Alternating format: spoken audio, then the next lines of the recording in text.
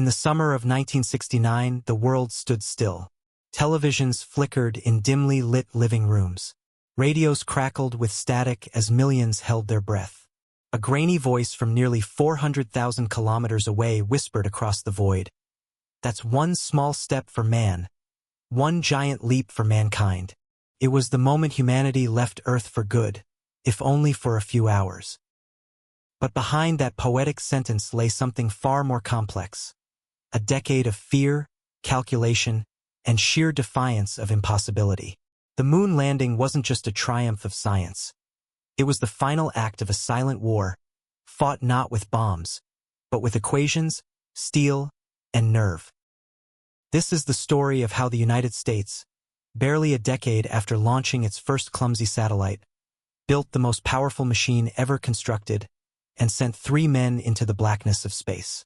A story where paranoia drove progress, where politics demanded miracles, and where failure could mean global humiliation. But it all began long before Apollo 11. To understand how humanity reached the moon, we must return to an age of polished cars, Cold War propaganda, and a haunting fear that somewhere, high above the clouds, someone else might be watching first. The paradox of progress. In the 1950s, America seemed unstoppable. The factories that once built tanks and bombers were now producing cars with chrome fins, televisions, and refrigerators. Suburban lawns gleamed under the optimism of post-war prosperity. The United States was rich, confident, and alone at the top of the world. But power breeds paranoia.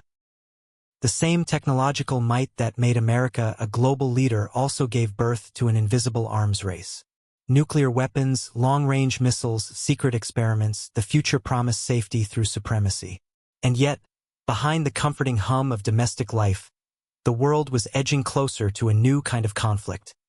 One fought in the sky, and soon, in space itself. The Soviet Union, battered but unbroken after World War II, was rebuilding fast. Its ideology demanded expansion, its military respect. When both sides looked to the heavens, they saw not wonder, but territory. Whoever could reach higher, faster, further, would rule the future. October 1957. The beeping that changed everything on a cold autumn evening. A sound cut through the airwaves. A faint, rhythmic beeping. It was coming from Sputnik, a polished aluminum sphere launched by the Soviet Union. Simple, harmless, but devastating. For the first time in history, humanity had placed an object in orbit, and it wasn't America who did it. That tiny beeping ball ignited panic across the West. Newspapers screamed headlines of technological defeat. Children were sent home from schools where teachers struggled to explain what it meant. Politicians demanded answers. If the Soviets could put a satellite over America, they could put a nuclear warhead there too. In less than a week, what had begun as a scientific curiosity became a national emergency. The birth of a new agency under pressure and humiliation, the United States responded with something bold. A new organization that would unify all military and civilian space efforts, NASA, the National Aeronautics and Space Administration. When NASA opened its doors in 1958, it had fewer than 8,000 employees and a handful of engineers borrowed from the Army. No one knew if the idea of human spaceflight was even possible. Yet within 11 years, the same institution would put men on the moon and return them safely. The scale of what happened between those two moments is almost impossible to comprehend. In just over a decade, humanity invented computers small enough to fit in a spacecraft, rockets strong enough to lift cities into orbit, and life support systems that could preserve fragile human bodies in the vacuum of space. But progress didn't come from calm deliberation, it came from fear. The space race was never a scientific contest. It was a geopolitical duel. The unspoken stakes behind the smiling faces and patriotic broadcasts. The stakes were enormous. If the United States failed, it wouldn't just lose prestige, it would lose the future.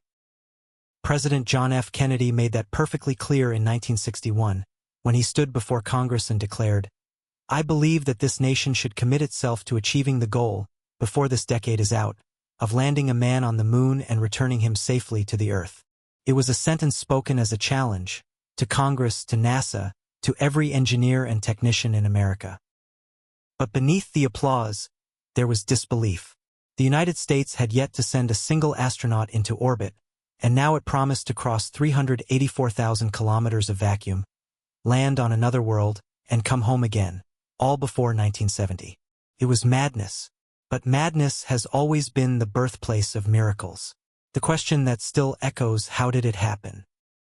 How did a species that had barely mastered jet flight learn to navigate the emptiness of space in less than a decade? How did slide rules and hand-drawn calculations guide men to the moon and back with nothing more than a few kilobytes of computing power? And perhaps more hauntingly, why did we stop? 50 years later, humanity still hasn't returned to the lunar surface.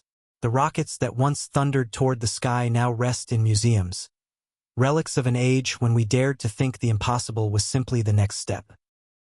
As we look back on those 10 turbulent years, from Sputnik's first beep to the moment Neil Armstrong's boot touched lunar dust, we begin to see that Apollo wasn't just a mission. It was a mirror reflecting everything extraordinary and fragile about our species. Our fear, our ambition, and our refusal to accept the limits of the possible. This is that story. A decade of brilliance born from paranoia, of sacrifice hidden behind triumph, and of a single question that still defines our place in the cosmos. What drove us to reach the moon, and why did we never go further? Part 1, the first signal. When the sky began to speak, 1957 to 1958, it began with a sound. Not a roar or an explosion, but a quiet, mechanical heartbeat that echoed across the world. Beep, beep, beep. From somewhere beyond the blue sky. October 4th, 1957. For most Americans, it was an ordinary Friday night. Families sat around television sets, teenagers cruised in chrome-plated Chevrolets, and the air smelled of gasoline, popcorn, and post-war confidence.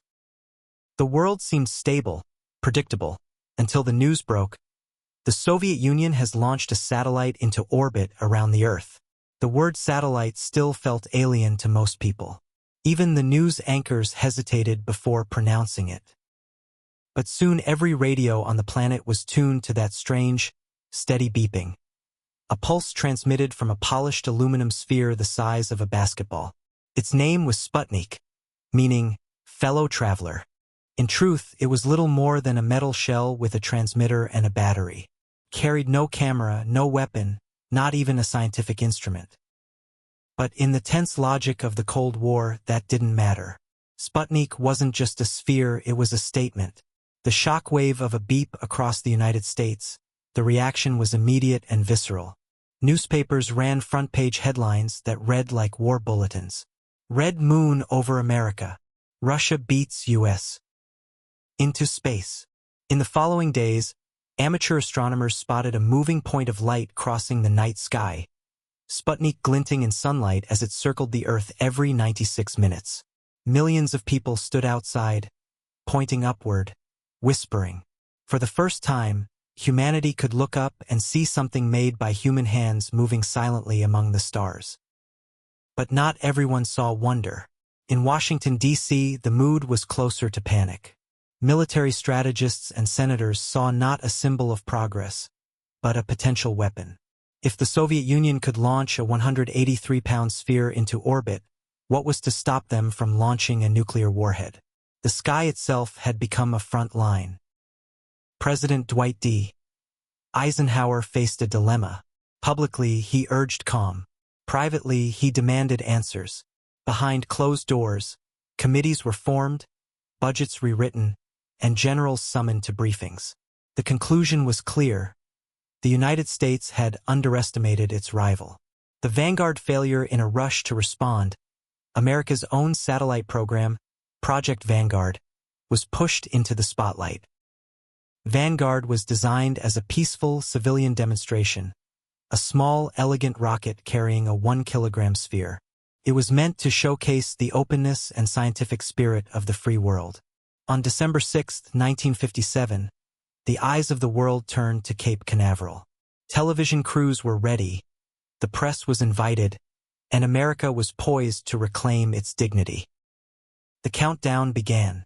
10, 9, 8, ignition. A burst of flame. The rocket lifted barely, rose a meter, then sank back to the pad and exploded in a ball of fire. The satellite rolled away, still transmitting its signal, from the middle of the smoking wreckage. It was a national humiliation.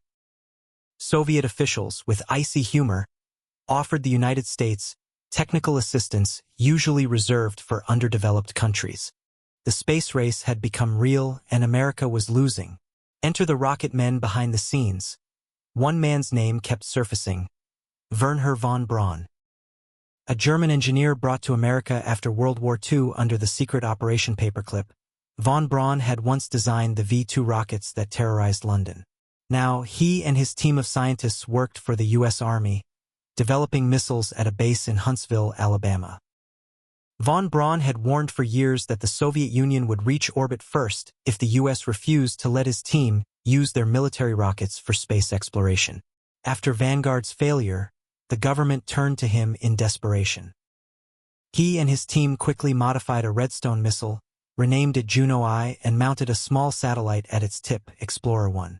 On the night of January 31, 1958, the launch pad glowed once again. Flames erupted. The rocket rose, climbed higher, and this time it didn't explode. Minutes later, confirmation arrived from a tracking station in California. Explorer 1 was in orbit. America had entered space. Inside the slender rocket's nose cone, an instrument built by scientist James Van Allen detected something unexpected: an intense belt of radiation surrounding the planet. It was the first major discovery of the space age. The Van Allen belts, invisible rings of charged particles trapped by Earth's magnetic field. For the first time, science, not just politics, was part of the story. The birth of NASA, but the victory came with a realization. The United States needed more than quick fixes and rival agencies. It needed a unified organization that could combine research, engineering, and vision. On July 29, 1958, President Eisenhower signed the National Aeronautics and Space Act into law. The National Advisory Committee for Aeronautics, a small research group dating back to the Wright brothers, was transformed into a new institution: NASA, the National Aeronautics and Space Administration. With just 8,000 employees, a modest budget, and no spacecraft yet built, NASA was an agency with a promise rather than a plan. But what it did have was purpose. Its first task was clear: close the gap with the Soviet Union. Its second, more secret goal: surpass it. In the following year, NASA began recruiting test pilots, men trained to operate at the edge of physics. They became known as the Mercury 7, America's first astronauts. Their faces would soon appear on magazine covers, smiling confidently beneath silver pressure suits, representing the frontier of human courage. But in 1958, they were still training in anonymity, while across the ocean, the Soviets were already preparing something extraordinary. The sound of silence in the wake of Sputnik's triumph, the Soviet Union released only fragments of information. Western intelligence analysts pieced together the rest from radar echoes and intercepted transmissions. It was clear that the USSR was not slowing down. In the shadows of secrecy, engineers under Sergei Korolev, the chief designer, were working on a spacecraft that could carry a man into orbit. The Americans didn't even know his name. Korolev's identity was one of the most closely guarded secrets of the Cold War, but they could see his fingerprints in every Soviet success. Then, in 1961, his work would shock the world again. But that's still to come. For now, in 1958, the world had changed. The sky was no longer silent. Humanity had taken its first uncertain steps into the cosmos, not because of curiosity, but because of fear. And fear, as history would prove, is a powerful engine. By the end of 1958, the United States had gone from humiliation to determination. Factories were retooled. Laboratories worked around the clock. Highways buzzed with convoys carrying rocket parts to Cape Canaveral. No one knew how long the race would last or what it might cost. But one thing had become undeniable. The space age had begun, and there was no turning back. Part 2: Men of the Cold Sky. The rise of the cosmonauts, 1959 to 1961. By the end of the 1950s, space had become more than a frontier, it was a battlefield of prestige. Every orbit, every launch, every photograph from above the atmosphere carried the weight of ideology. The Soviet Union had turned exploration into propaganda. The United States was still learning how to catch up. But somewhere in the frozen vastness of the Eurasian steppe, a secret was taking shape. Hidden behind military fences and coded designations, a team of engineers was building something unprecedented. A machine that would carry a human being into the void. The world didn't know his name yet, but he was about to become the first citizen of space. The chief designer in Moscow, few people had ever heard of Sergei Pavlovich Korolev. He didn't appear in newspapers, didn't give speeches, and his name was never spoken on radio. To the world, he was simply the chief designer. To those who worked with him, he was both visionary and tyrant. A man who had survived the Gulag only to lead the most ambitious engineering project in human history. Korolev understood something his political masters didn't. That human spaceflight wasn't just about rockets. It was about trust between engineers, pilots, and the fragile technology that separated them from oblivion. Under his direction, the Soviets had already achieved a series of firsts. In 1959, Luna 1 became the first spacecraft to escape Earth's gravity. Later that year, Luna 2 smashed into the Moon, marking humanity's first physical contact with another celestial body. And then came Luna 3, which photographed the Moon's far side, a place no one had ever seen. Each success was a hammer blow against American pride. Each success pushed the U.S. to spend faster, build faster, risk more. But the Soviets weren't done yet. Korolev wanted a man in space, and he wanted it soon. Training for the unknown, the world's first astronauts, or cosmonauts, as the Soviets called them, were not scientists or explorers. They were fighter pilots, young, fearless, and accustomed to the edge of death. The chosen 20 candidates trained at a secret air base outside Moscow. Their days were spent spinning in centrifuges until they nearly blacked out, enduring isolation chambers where hours stretched into days, and learning to control spacecraft simulators that often malfunctioned.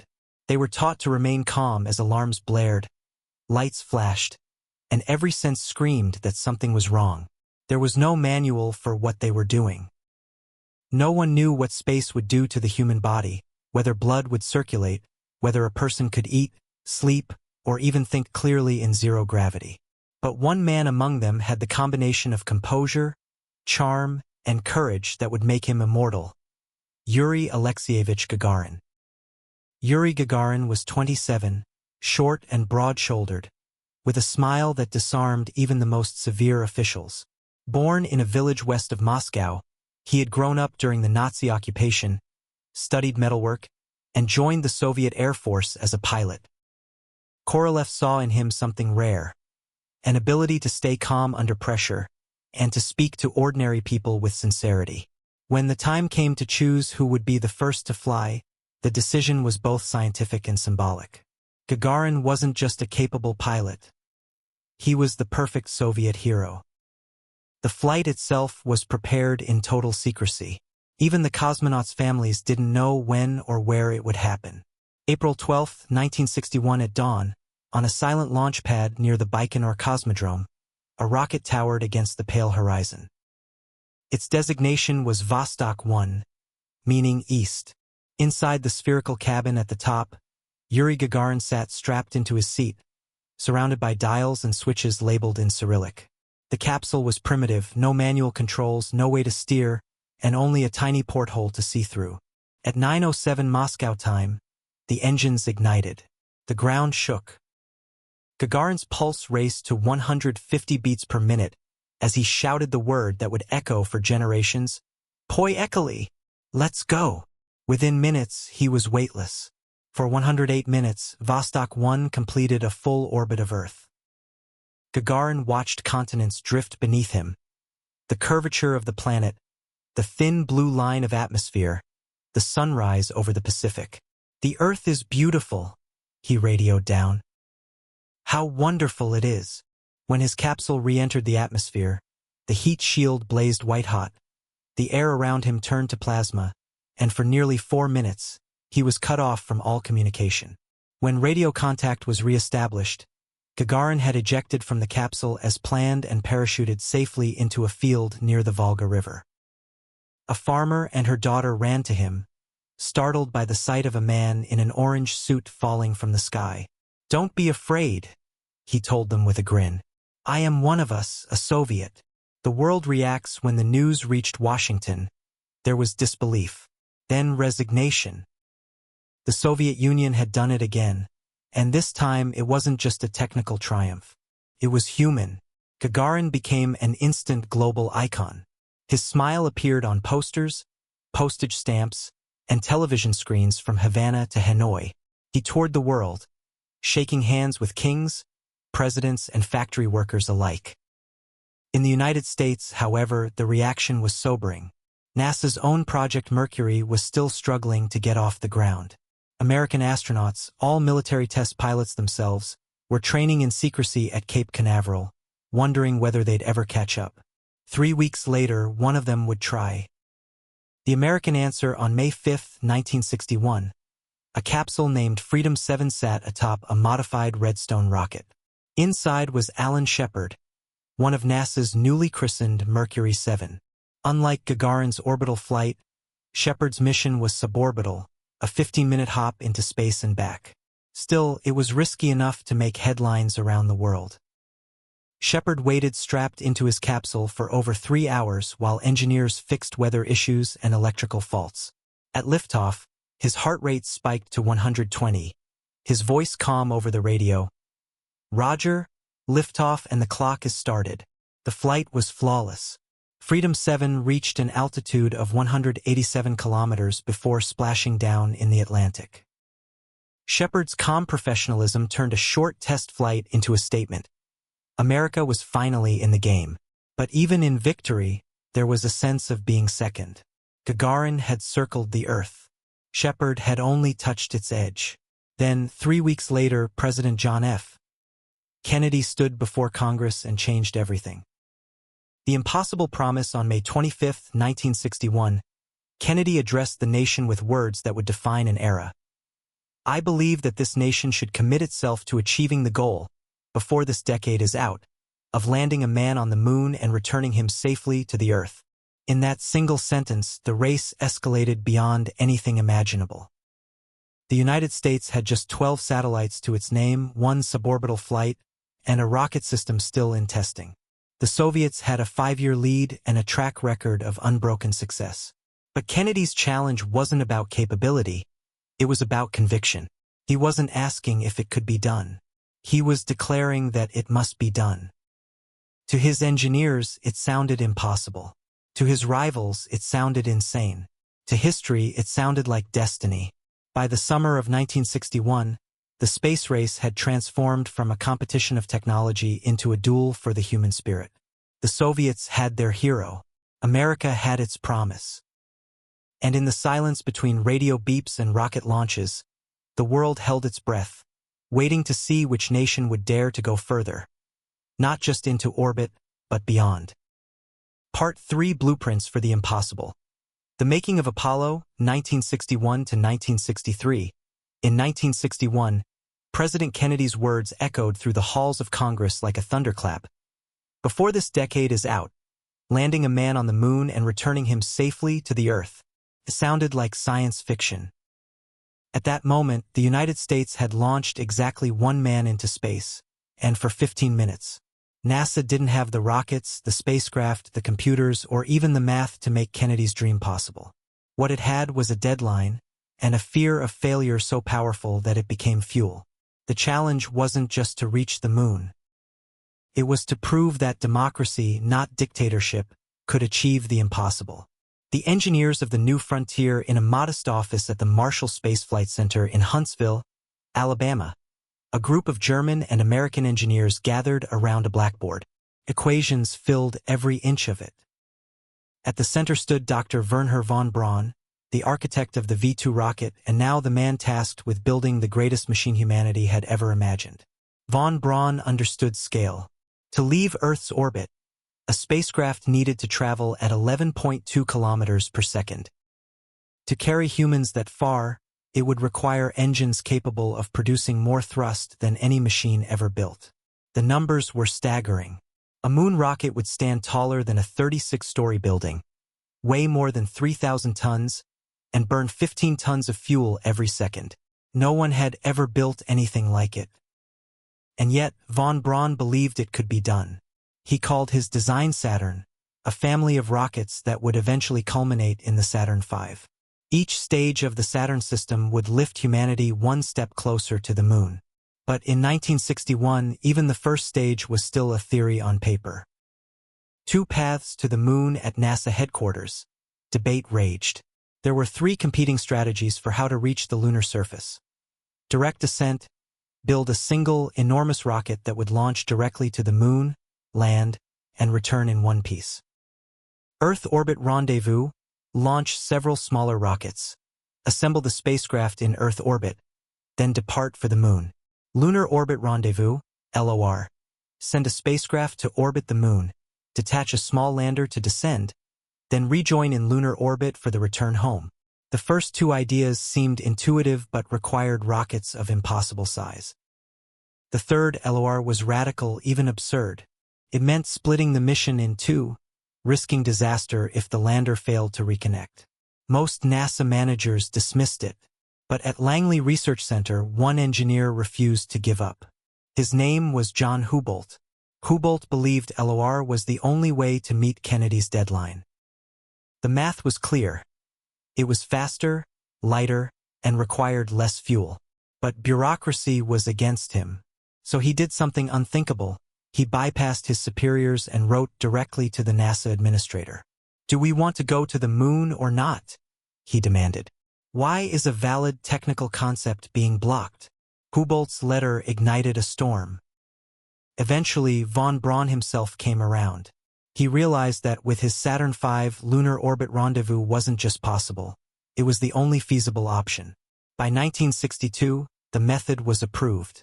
The plan was simple in theory, terrifying in practice. One giant rocket, two spacecraft, three men. Project Gemini, learning to walk before we could run, before Apollo could leap. NASA needed to learn how to crawl. The Mercury program had proven that humans could survive short missions in space, but the next step, rendezvous, docking, long-duration flight, and spacewalking, required a new training ground. That program was Gemini. Gemini would use a larger capsule capable of carrying two astronauts. It would test every skill required for the moon mission: precision orbital control, maneuvering, and human endurance. Astronaut Gus Grissom, one of the Mercury veterans, helped design the Gemini cockpit himself. "Make it fly like a plane," he told the engineers, and it did. Between 1965 and 1966, the Gemini missions became a string of small miracles and near disasters. Astronauts learned to navigate in orbit, dock with target vehicles, and survive up to 2 weeks in space. They performed spacewalks, known as EVAs, that nearly ended in catastrophe, as early suits overheated and visors fogged from the inside. Each mission pushed the limits of what the human body and machine could endure. In every success, there was failure. In every failure, there was progress. Building the infrastructure of a dream while astronauts trained, the Earth itself was being reshaped to serve Apollo. In Florida, swamps were drained to build a massive launch complex. Kennedy Space Center, complete with a vehicle assembly building the size of a city block. In Houston, Texas, a new mission control center rose from the plains, an electronic nerve center where hundreds of engineers would one day guide flights minute by minute. Across the country, factories were retooled. New alloys were invented, computers miniaturized, and materials tested under conditions no aircraft had ever faced. The Apollo spacecraft itself was split into two main parts: the Command and Service Module, CSM, the main capsule that would carry the astronauts to lunar orbit and back. The Lunar Module, LM, a fragile, insect-like vehicle that would descend to the moon's surface. Each component was being designed simultaneously by different contractors who barely communicated. Timelines overlapped, budgets exploded, and delays mounted. Yet no one dared slow down.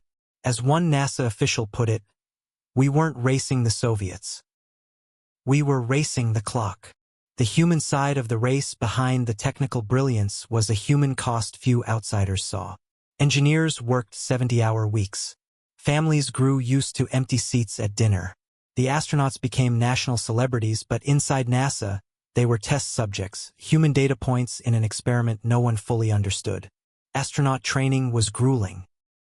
Centrifuges spun them at 6 times the force of gravity. Pressure suits locked them into suffocating isolation. Simulators malfunctioned constantly. But the Mercury and Gemini veterans, Alan Shepard, John Glenn, Jim Lovell, Neil Armstrong, and others accepted the risk. They knew what they had signed up for. "We're here to make history," Shepard once said. And history doesn't come cheap. The United States had transformed itself into a nation of dreamers and engineers. Factories that once built bombers now built spacecraft. Children grew up believing they'd one day live on the moon. The Apollo project had become more than a mission, it was a statement of identity. A new kind of warfare. While America built its rockets in the open, the Soviet Union continued to move in silence. Their program, led again by Korolev, was rumored to be developing a superrocket capable of reaching the moon. Western analysts called it the N1. Each side now saw the other not as an enemy of ideology, but as a mirror of ambition. The Cold War had found its most poetic battlefield, the heavens themselves. But by 1963, both nations faced the same truth. Space was merciless. A single wire, a single valve, a single miscalculation could destroy everything. And soon, both would learn that the cost of reaching for the stars could be paid in lives. By the end of 1963, NASA had momentum. The Saturn rockets were beginning to rise from the launch pads. The Gemini program was nearing flight readiness, and Kennedy's impossible dream no longer felt impossible. But just as the United States began to believe it could reach the moon, tragedy struck on Earth. On November 22, 1963, President John F. Kennedy was assassinated in Dallas, Texas. The man who had dared America to reach beyond the sky was gone, and now his promise would have to be fulfilled without him. Part 4: A Dream in Mourning. The Kennedy Legacy and the Birth of Apollo Missions, 1963 to 1965. The motorcade moved slowly through the sunlit streets of Dallas. Crowds waved. Flags fluttered. A young president smiled. And then gunfire. When the echo faded, the world changed. On November 22, 1963, President John F. Kennedy was pronounced dead. In an instant, America's bright decade of optimism turned into an age of mourning. For NASA, the shock was more than emotional, it was existential. The dream of reaching the moon had been his dream. The Apollo program, his bold promise. Without him, what would become of it? The fragile inheritance in Houston, just weeks before the assassination, Kennedy had visited the New Manned Spacecraft Center, shaking hands with engineers, posing with astronauts, smiling before mock-ups of the Apollo capsule. He had told them, quietly, "You're doing something that will last for all time." Now, that same building was draped in black. Workers stood silently as televisions replayed the news. Engineers wept at their desks. For a moment, it seemed the dream might die with him. But in tragedy, resolve hardened. Vice President Lyndon B. Johnson, sworn in as president aboard Air Force One, was one of NASA's fiercest supporters. It was Johnson who had helped secure funding for the space program, who had convinced Congress that America's destiny lay beyond the atmosphere. Kennedy had given the vision. Johnson would deliver it. Within weeks, he reaffirmed the nation's commitment to Apollo. "Let us continue," he said simply, and NASA did. The race accelerates even as America grieved. Its engineers pressed forward. The Gemini program was gathering momentum, each mission a test of what Apollo would demand. Gemini was NASA's classroom in orbit. Its lessons were brutal but essential. The first crewed Gemini flight, Gemini 3, launched in March 1965 with astronauts Gus Grissom and John Young. It proved that astronauts could maneuver a spacecraft, changing its orbit, altering its trajectory, performing controlled re-entry. For the first time, humans had flown in space, not merely ridden a rocket. Then came Gemini 4 with James McDivitt and Ed White. On June 3, 1965, Above the coast of Australia, White opened his hatch and stepped outside. He floated above Earth for 21 minutes, tethered to his spacecraft by a silver umbilical line. The blue curve of the planet shimmered beneath him. "It's the most beautiful thing I've ever seen," he said, his voice crackling over radio. From that moment, humanity had not only orbited the Earth, it had touched space. White's spacewalk, captured on television and splashed across front pages worldwide, transformed astronauts into living legends. But behind the heroism lay hard physics and danger. His oxygen jet pack malfunctioned, his suit overheated, and closing the hatch again nearly failed. Every second was a reminder that space didn't forgive mistakes. The Gemini learning curve as Gemini missions continued. Each one became a rehearsal for the Moon. Rendezvous, two spacecraft meeting in orbit, proved devilishly complex. The first attempts failed repeatedly, as thrusters misfired and fuel ran low. But by December 1965, with Gemini 6 and Gemini 7, astronauts achieved the first successful orbital rendezvous, flying within inches of each other 300 kilometers above Earth. It was a choreography of precision, an invisible ballet in microgravity, and it worked. For the first time, humans had demonstrated they could meet and dock in space, a vital maneuver for the upcoming lunar missions. The astronauts returned home as celebrities. Ticker tape parades streamed through New York and Houston. School children wrote them letters.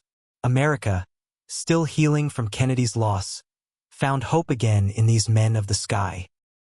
Building Apollo while the Gemini program conquered orbit, NASA's engineers were assembling the true engine of Kennedy's dream, the Apollo spacecraft. It consisted of three components: the command module, where astronauts would live and control the mission; the service module, containing oxygen, fuel, and the main propulsion engine; and the lunar module, a fragile, two-stage lander designed to descend to the Moon's surface and return to orbit. Every piece was experimental. Every subsystem was a risk. The Saturn I rocket, first tested in 1961, had performed flawlessly. Its successor, the Saturn IB, promised even greater power. Yet the monster that would take men to the Moon, the Saturn V, was still in development, each test firing a gamble worth millions. In the vehicle assembly building at Cape Kennedy, the structure rose like a cathedral to human ambition. Cranes swung colossal rocket stages into place. The walls trembled during engine tests as thunder rolled across the swamps. NASA wasn't merely constructing rockets. It was constructing faith in math, in metal, and in people. The shadow of the red flag across the ocean, the Soviet Union was not idle. While NASA's achievements filled magazines, the USSR worked in silence. In 1964, Soviet cosmonaut Valentina Tereshkova became the first woman in space. Later that year, Vladimir Komarov and his crew flew Voskhod 1, the first three-man spacecraft, flown without spacesuits to save weight. Then, in March 1965, Alexei Leonov stepped through an airlock and became the first person to walk in space. The world applauded. What it didn't know was how close he came to death. His suit ballooned, trapping him outside until he risked venting precious oxygen to squeeze back through the hatch. To NASA, the message was clear. The Soviets were still ahead. Each Soviet first drove the Americans harder. The Cold War had become an arms race of courage. The human cost of progress inside NASA, success came with pressure. Engineers faced impossible deadlines. Contractors fought over budgets. The astronauts, once test pilots, had become national icons under constant scrutiny. They lived between two worlds: the calculated precision of engineering and the unpredictable chaos of fame. Neil Armstrong, stoic and reserved, once remarked, "You spend your life preparing for a job that might last a few minutes." Buzz Aldrin, brilliant and outspoken, studied orbital mechanics at MIT, believing math could save his life. And Gus Grissom, the veteran of Mercury and Gemini, was already looking ahead. "Gemini is the practice field," he said. "Apollo is the game." By 1966, Grissom had been selected to command Apollo 1, the first manned mission of the new program. His crewmates would be Ed White and Roger Chaffee, a talented young pilot on his first flight. Together, they trained in simulators, memorized emergency procedures, and pushed NASA's engineers to perfect every system. But they were uneasy. The new spacecraft was still plagued by faults. Wiring problems, leaky valves, and endless design changes. "It's not ready," Grissom warned. He hung a lemon above his simulator in protest, a pilot's way of saying something wasn't fit to fly. Still, the schedule pressed on. Kennedy's promise hung over everything. Deadlines mattered more than comfort. No one realized that the greatest danger was waiting not in the sky, but on the ground. The weight of legacy. By the close of 1965, NASA had achieved the impossible. Americans were living and working in space, rendezvousing, docking, and walking in orbit. The moon no longer seemed like a dream, it was a destination. In Houston, Mission Control had become the heartbeat of the space program, its consoles blinking like a nerve network. "We're learning to control the heavens," one engineer said, half in awe, half in disbelief. Outside, schoolchildren stared through telescopes at the moon, tracing the places where future explorers would walk. For them, Apollo was not just science, it was destiny. And yet, the closer humanity came to the stars, the more fragile its machines became. In less than 2 years, the Apollo dream would face its darkest hour.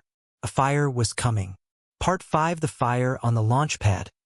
Apollo 1, 1967, January 27, 1967. The countdown was routine. The mission was still weeks away, but for the crew of Apollo 1, this was just another plugs-out test. A full systems rehearsal with the spacecraft sealed and running on its own power. Nothing dangerous. Nothing that should go wrong. At Cape Kennedy's Launch Complex 34, 3 astronauts climbed the metal gantry in bulky white suits and helmets. Gus Grissom, Ed White, and Roger Chaffee. The air smelled faintly of kerosene and salt. The sun glinted off the silver skin of the Saturn IB rocket towering above them. Inside the capsule, the men took their seats, surrounded by switches, wires, and a maze of hoses. The cockpit was tight, no more space than a car interior. The test was simple. Check communications, verify power systems, confirm cabin pressure. They had done it dozens of times before. But as the hatch closed, the atmosphere inside the capsule changed. Literally. A spark waiting to happen. NASA's engineers had filled the spacecraft with pure oxygen at slightly higher than atmospheric pressure. A common procedure in ground tests. The same environment that kept astronauts alive in space also turned the capsule into a furnace waiting for a spark. Grissom, ever the meticulous commander, was already frustrated. Communication with the control room crackled with static. "How are we going to get to the moon?" he muttered. "If we can't talk between 2 buildings?" Outside, technicians monitored hundreds of readouts from the pad's control room. They couldn't see the astronauts directly, only their voices over the intercom. Minutes ticked by. The oxygen level rose slightly. A technician noted a small voltage fluctuation, barely worth recording. Then a flash. Inside the capsule, Roger Chaffee's voice cut through the static. "Fire! I smell fire!" A moment later, Ed White shouted, "We've got a bad fire. Let's get out. We're burning up." The transmission dissolved into chaos. The oxygen-rich atmosphere turned every material into fuel, nylon straps, insulation, even the astronaut suits. Temperatures inside the cabin surged past 1,000 degrees Fahrenheit in seconds. Outside, workers rushed to open the hatch, but the design sealed it from the inside, 3 layers that had to be released in sequence. The pressure in the capsule had spiked, locking it shut. Flames erupted through seams and joints. It took 5 minutes to pry the hatch open. By then, the fire was out, and the crew was gone. The longest night, when the smoke cleared, technicians wept. One of them whispered, "They never had a chance." The cabin was charred black. Grissom, White, and Chaffee were still in their seats. Their oxygen hoses fused to metal. News spread slowly. NASA's first instinct was disbelief, then silence. For hours, officials avoided the press. Only late that night did a spokesperson appear before cameras, pale and shaking. "We regret to report," he said, "that the Apollo crew perished in a cabin fire during a ground test." The public was stunned. The words Apollo and disaster had never appeared together before. For years, the space program had been America's most flawless symbol of progress. Now it had turned deadly before even leaving the ground. Flags flew at half-staff. President Lyndon Johnson ordered an immediate investigation. Across the country, people asked the same question. How could this happen? A culture confronts itself inside NASA. Grief turned to self-examination. The engineers who had lived by schedules and checklists now faced the unthinkable, that their haste had killed their own heroes. Flight Director Gene Kranz gathered his team in mission control. Standing at the front of the room, he spoke quietly, his voice breaking. "From this day forward, flight control will be known by two words: tough and competent. Tough means we are forever accountable for what we do or what we fail to do. Competent means we will never take anything for granted." These words are not just slogans, they are our standard. Kranz's speech became legend. But in the weeks that followed, NASA's confidence collapsed. Every wire, every valve, every piece of insulation in the Apollo spacecraft was now suspect. A formal inquiry, the Apollo 204 Review Board, was convened. Engineers and astronauts pored over the wreckage in silence, documenting every melted circuit and scorched panel. They discovered dozens of problems: unshielded wires, flammable Velcro, untested materials, and a hatch that could not be opened quickly in an emergency. It wasn't one failure. It was a system that had forgotten humility. The human cost funerals followed. Gus Grissom was buried in Arlington National Cemetery with full military honors. His widow, Betty, stood beside the flag-draped coffin, expressionless. Ed White, the first American to walk in space, was buried next to him. Roger Chaffee was laid to rest in Michigan, the youngest of the three, just 31 years old. To the public, they were martyrs of progress. To NASA, they were reminders that ambition without discipline was lethal. President Johnson vowed the program would continue. "They died reaching for the stars," he said, "and we cannot let their deaths be in vain." But behind the speeches, fear lingered. Would Congress still fund Apollo? Would the nation's appetite for risk survive? Could NASA recover from its own mistake? Rebuilding from the ashes, the answer came slowly. The Apollo program went silent for almost 2 years. No manned launches, no public fanfare, only redesign and reflection. The command module was completely rebuilt. The hatch was replaced with one that opened outward in 5 seconds. Flammable materials were banned. Electrical systems were rewired and sealed. A new atmosphere, 60% oxygen, 40% nitrogen, was adopted for ground tests. Even the astronauts' suits were redesigned, now layered with beta cloth, a fire-resistant fabric derived from glass fiber. It was stiff, uncomfortable, and heavy, but it would not burn. The new Apollo spacecraft was safer, smarter, and stronger. But every engineer knew it had been bought with blood.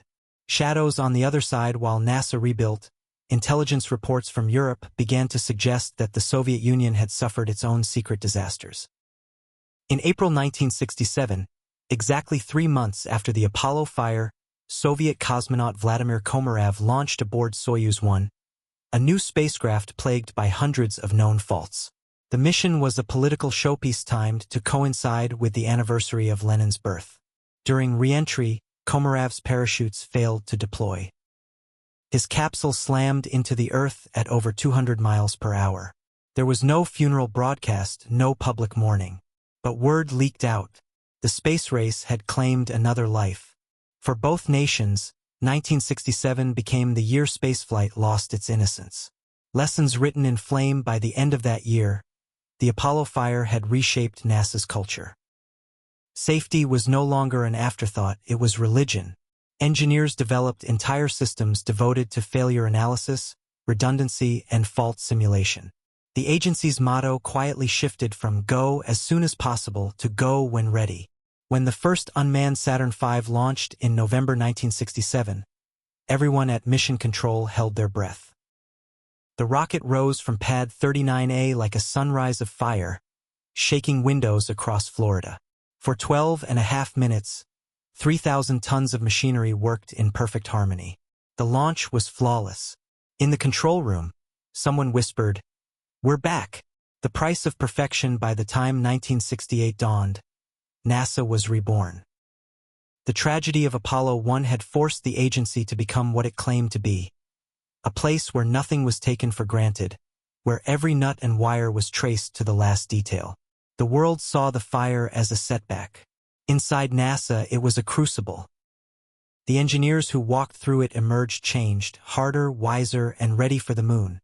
In his final report, astronaut Frank Borman, who had served on the Accident Review Board, summed it up bluntly: "We learned the hard way that the price of progress can be paid in human life. But if we stop because of that, then they died for nothing." The space program was alive again, tempered by fire, bound by loss, and more determined than ever. Ahead lay new engines, new spacecraft, and new hope. The moon no longer seemed like a dream, it was a destination. And soon, NASA would dare to go further than any human in history had ever gone. Part 6, The Giant Awakens.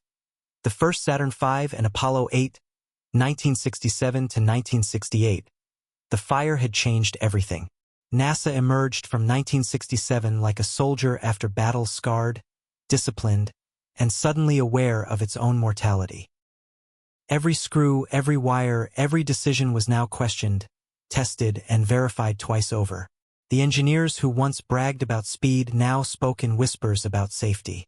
But beneath the caution burned a new kind of confidence, the quiet certainty that comes only after surviving catastrophe. And out on the Florida coast, in the humid air of Merritt Island, the world's largest machine was waiting to prove it. The giant on the pad, the Saturn V, was more than a rocket. It was an act of defiance against gravity, against doubt, against death itself. Standing 363 feet tall, it towered above the launch pad like a skyscraper, gleaming white in the Florida sun. Its 5 F1 engines at the base were the most powerful ever built, each burning 3 tons of kerosene and liquid oxygen per second. When all 5 fired, they produced 7.5 million pounds of thrust, enough to lift a small warship off the ground. Wernher von Braun called it the cathedral of the space age. The astronauts simply called it the stack. For a year after the Apollo 1 fire, it had sat in silence, assembled, tested, and retested while its creators waited for the world to trust them again. Then, on November 9, 1967, that trust was put to the test. Apollo 4, the first flight of the Titan, the mission was unmanned. No one wanted to risk another tragedy. The purpose was simple: to see if this behemoth could even leave the Earth in one piece. As the countdown reached 0, the F1 engines ignited, and the Earth itself seemed to shake. The ground cameras blurred from the shockwave. Windows shattered 10 miles away. And slowly, almost reluctantly, the Saturn V began to rise. Inside the control room, engineers watched in awe as telemetry streamed across their screens. Stage separation, perfect. Second stage ignition, perfect. Orbit achieved, perfect. For the first time, NASA had a rocket capable of taking humans to the moon. When the vehicle re-entered Earth's atmosphere hours later, its heat shield endured temperatures of 5,000 degrees Fahrenheit, hotter than the surface of the sun, and survived intact. The data was conclusive. The Saturn V worked. And with that, the race to the moon was back on. The changing of the guard while NASA's machines performed flawlessly, the world outside was unraveling. 1968 was a year of assassinations, protests, and war. Martin Luther King Jr. and Robert Kennedy were gone. Vietnam raged. Cities burned. The same nation that had promised to land on the moon now seemed ready to tear itself apart. Inside NASA, however, there was no time for despair. The deadline Kennedy had set, before this decade is out, was closing fast. The program had to prove not just that Apollo could fly, but that it could survive space itself. The next major test was Apollo 7, the first manned flight since the fire. Commanded by Wally Schirra, It launched in October 1968 aboard a smaller Saturn IB rocket. The mission lasted 11 days, the most complex spaceflight yet attempted by the United States. Schirra and his crew tested every system, every maneuver, every emergency procedure. The new spacecraft worked flawlessly. Apollo was ready for the next step. But what came next wasn't just another step. It was a leap beyond imagination. The boldest decision in history in August 1968, intelligence reports began to circulate through NASA and the Pentagon. The Soviet Union was preparing to send cosmonauts around the moon, possibly by the end of the year. The news hit like an electric shock. The Americans had yet to even test their lunar module. The mission sequence planned by NASA called for at least 2 more Earth orbit trials before any attempt to leave home. Then came a meeting in Houston that changed history. Flight Director Chris Kraft, astronaut Frank Borman, and Program Manager George Low sat down to discuss an audacious proposal. What if they skipped ahead? What if, instead of another Earth orbit test, they sent a crew around the moon before 1968 was over? It was risky. It was unprecedented. But it was also the only way to beat the Soviets. After days of debate, NASA Administrator James Webb approved it. The mission would be Apollo 8. And it would carry humans beyond Earth's orbit for the first time in history. Apollo 8. To the moon, December 21, 1968. The morning sky over Cape Kennedy was pale and cold. 3 astronauts, Frank Borman, James Lovell, and William Anders, rode an elevator up the gantry of Pad 39A. Below them stood the full might of the Saturn V. They climbed into their capsule, strapped in, and waited as the countdown began. At 7:51 a.m., the 5F-1 engines ignited. The roar was indescribable. Even miles away, spectators felt the ground tremble through their bones. The rocket lifted, slow at first, then faster, a rising pillar of light that seemed to defy gravity itself. 12 minutes later, Apollo 8 was in orbit. 2.5 hours after launch, the third stage reignited, sending them hurtling toward the moon. They were the first humans to leave Earth. "You are go for TLI." The phrase was simple, bureaucratic, almost cold. TLI, translunar injection. But to those in mission control, it was the most thrilling sentence ever spoken. "You are go for TLI," said Capcom. And with that, the engines fired again, propelling Apollo 8 into the deep. For 3 days, Borman, Lovell, and Anders drifted through the void, 240,000 miles from home. Their world shrank to a blue sphere in the darkness. Beautiful, fragile, and receding by the hour. They read, they took photos, they monitored instruments. But when they crossed behind the moon, losing contact with Earth, the silence was overwhelming. Then came the moment of awe. As the spacecraft emerged from the far side, Anders turned his camera toward the window and gasped. "Oh my God! Look at that picture over there. There's the Earth coming up. Wow, that is beautiful." The photograph he took, Earthrise, became one of the most iconic images in history. A small blue planet rising over a gray horizon. Humanity's home, seen for the first time as a whole. Christmas Eve, 1968, as Apollo 8 orbited the moon on December 24th, the world listened live to the crew's broadcast. Borman began, his voice steady but reverent. "For all the people on Earth, the crew of Apollo 8 has a message we would like to send you." Then, as millions tuned in across every continent, the 3 astronauts read from the book of Genesis. "In the beginning, God created the heaven and the earth. And the earth was without form and void, and darkness was upon the face of the deep." It was not a sermon.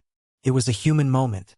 3 voices speaking from a place no one had ever been, looking back at everything humanity had ever known. When the transmission ended, mission control fell silent. Grown men wept. That night, even amid war and division, people looked up at the sky and felt, for a brief moment, united. Homeward on December 27th, Apollo 8 splashed down safely in the Pacific Ocean. The crew emerged pale, exhausted, but alive, the first humans ever to travel to another world and return. They had proven that NASA could do it. that Apollo could take men to the moon and bring them home. The newspapers called it the flight that saved 1968.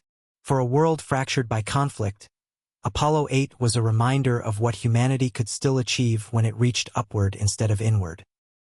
A new horizon in a single mission, the impossible had become inevitable. The next step was clear: landing. The lunar module was finally ready. The Saturn V had proven itself. The systems had been tested. The only thing left was to try. The decade was nearly over. The deadline Kennedy had set was approaching. The eyes of the world were watching. And somewhere among the astronauts training in Houston, Neil Armstrong, Buzz Aldrin, Michael Collins, the man who would take the first step was already preparing to change history. Part 7: The Descent begins. Apollo 11, 1969. The world had never been so still. On the morning of July 16, 1969, crowds lined the beaches and causeways of Florida's Space Coast. 500,000 people stood shoulder to shoulder, shielding their eyes from the rising sun. The air was hot, heavy with humidity and expectation.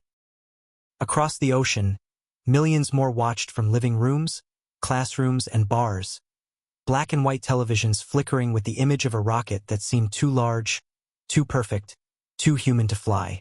It was Apollo 11. Atop the towering Saturn V stood a small, conical spacecraft that carried the most fragile cargo imaginable. 3 men, Neil Armstrong, Buzz Aldrin, and Michael Collins, and humanity's oldest dream. The final countdown in the control room at Cape Kennedy. Hundreds of engineers stared at monitors, each responsible for one tiny piece of the machine. No one spoke above a whisper. At T-minus 10 seconds, the countdown began in unison. 10, 9, 8, ignition sequence start. At 0, the F-1 engines thundered to life. The flame trench erupted in a torrent of fire and smoke. Slowly, the rocket began to rise, its metal skin trembling from the force.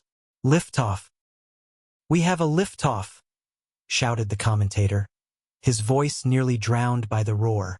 The ground quaked, the spectators gasped, and then, as if the entire planet exhaled, the Saturn V climbed higher, smaller, until it was only a white dot against the morning sky. It was 9:32 a.m. on a Wednesday. Mankind was on its way to the moon. The journey through the black for 3 days, Apollo 11 coasted silently through the void, 240,000 miles from home. Inside the command module Columbia, Michael Collins monitored systems, his instruments glowing green against the black. Aldrin and Armstrong ran checklists, their voices calm and precise. The spacecraft rotated slowly, performing a maneuver known as barbecue roll, to evenly distribute heat. Outside, the stars were unblinking, too bright, too numerous. There was no up, no down. Only the slow drift of the blue Earth shrinking behind them. At 76 hours into the flight, Houston gave the call, "Apollo 11, you are go for lunar orbit insertion." The service module engine fired for 6 minutes, breaking them into the moon's gravity.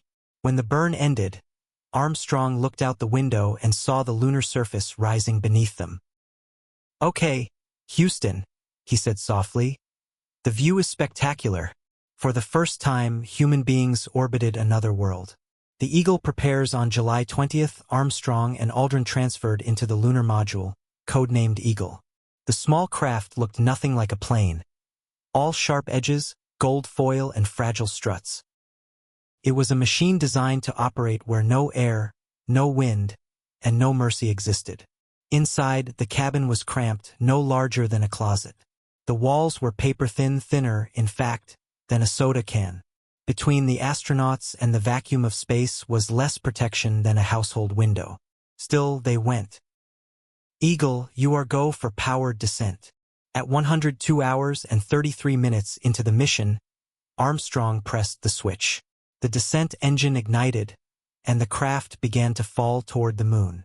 The alarms almost immediately, trouble struck. Buzz Aldrin's voice crackled over the radio. "Program alarm, 12:02. In mission control, dozens of engineers froze. The numbers meant nothing to most. But in the back row, Flight controller Steve Bales recognized it, a computer overload warning. The guidance computer was receiving more data than it could handle. For 15 terrifying seconds, no one knew if the system would crash. Then Bales made the call. "We're go on that alarm." "Roger," said Capcom. "Eagle, you're go." "It's okay." Armstrong never looked up. He was too busy flying. The descent radar gave erratic readings. The craft drifted off course. And then, through the window, Armstrong saw the problem. The landing site was littered with boulders. He switched to manual control. Fuel was running low. The computer read 120 feet. 60, 30, 10. "Contact light," Aldrin called out. Armstrong shut off the engine. The dust settled. The gauges stopped. "Houston," Armstrong said, his voice calm but taut. "Tranquility Base here. The Eagle has landed." A long pause followed. Then cheers, shouts, and tears filled mission control. "Roger, Tranquility," came the reply. "We copy you on the ground.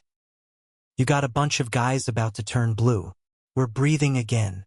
The first step 6 hours later, after endless checklists and suit preparations, Armstrong opened the hatch and began climbing down the ladder. Outside, there was no sound, only the whisper of his oxygen feed. He paused on the final rung, looked down at the gray dust beneath his boot, and spoke the words that would outlive him. "That's one small step for man, one giant leap for mankind." The world stopped. In Moscow, in Tokyo, in Nairobi, in a small village in India, people stared at flickering screens and saw the same image, a human being walking on another world.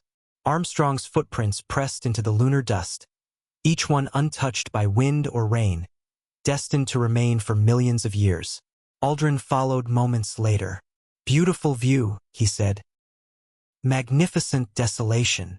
Together, they planted the American flag, set up scientific instruments, collected samples, and placed a small plaque that read, "Here men from the planet Earth first set foot upon the moon, July 1969 AD. We came in peace for all mankind." The return after 2.5 hours on the surface, the astronauts climbed back into the Eagle. When the ascent engine fired, the top half of the craft shot upward, leaving the descent stage behind. From orbit, Michael Collins watched it rise. "I'm lonely up here," he later said, "but I'm not afraid." The two modules docked flawlessly. The crew transferred their samples and fired the engine for the long journey home. 3 days later, on July 24th, Apollo 11 splashed down in the Pacific Ocean.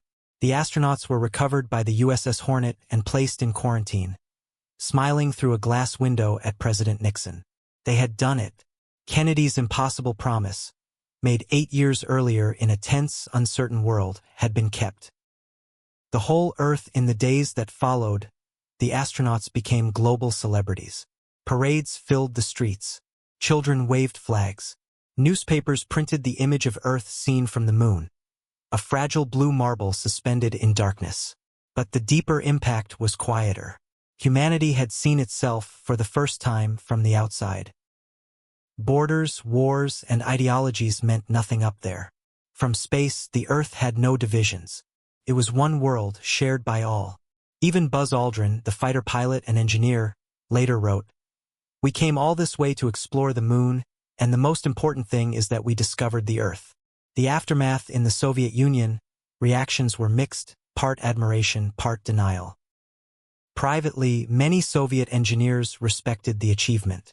Publicly, officials insisted their focus was now on space stations. But deep down, everyone knew the race was over. The Americans had won.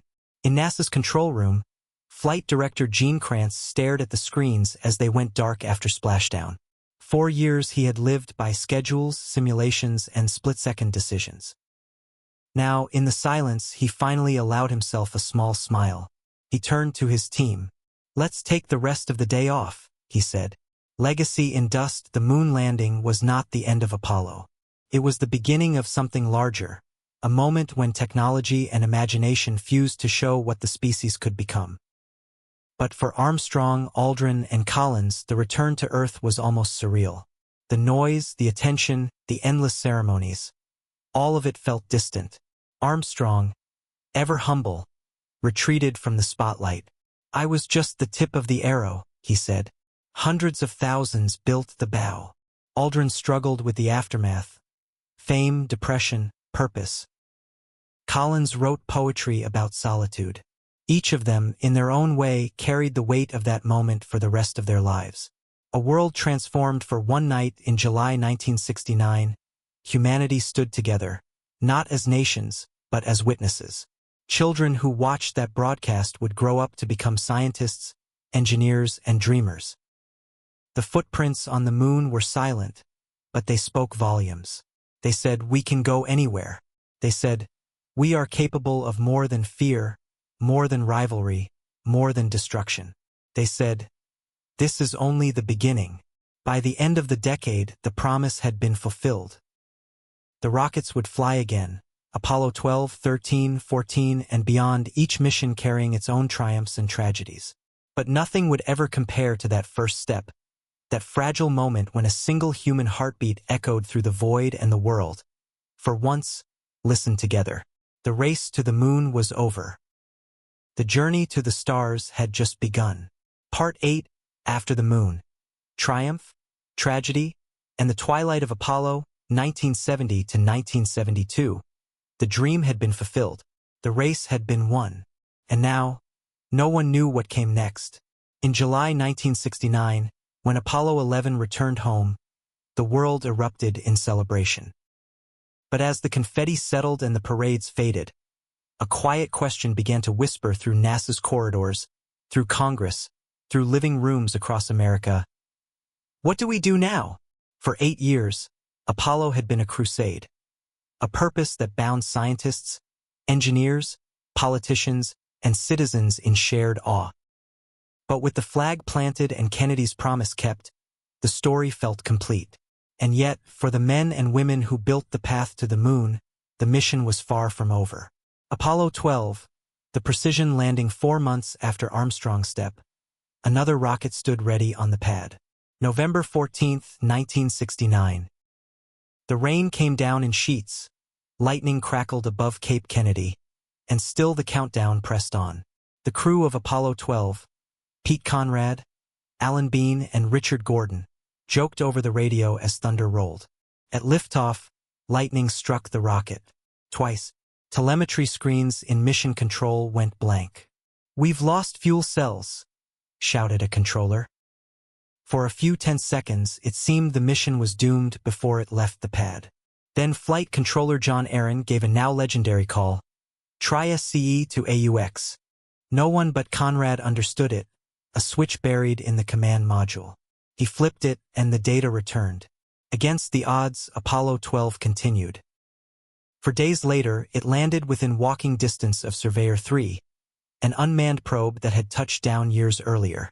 For the first time, humans had achieved a pinpoint lunar landing. The astronauts retrieved parts of the old probe and posed for photos beside it. The mission proved that Apollo was no fluke. The moon could be visited again, precisely, scientifically, deliberately. The fragile glory, yet even as NASA mastered the moon, the world's attention drifted.